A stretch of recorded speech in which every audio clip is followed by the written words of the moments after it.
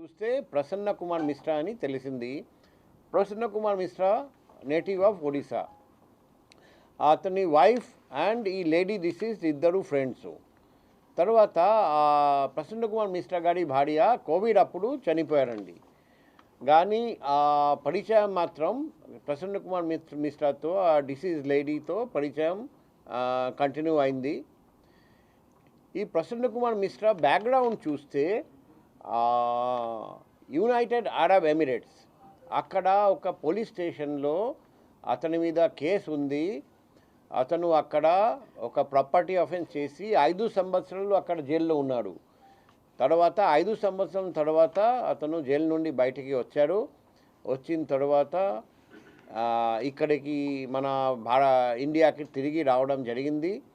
ఇప్పుడు ఆ వ్యక్తి ప్రసన్న కుమార్ మిశ్రా కొన్ని అప్పు తీసుకున్నారు వేరే వాళ్ళ నుండి. ఆ అప్పు తీర్చాలంటే ఆయన ఏం ప్లాన్ చేశారంటే ఈ లేడీ డిసీజ్ మేరా నుండి గొలుసు దొంగతనం చేస్తామని అనుకున్నారు.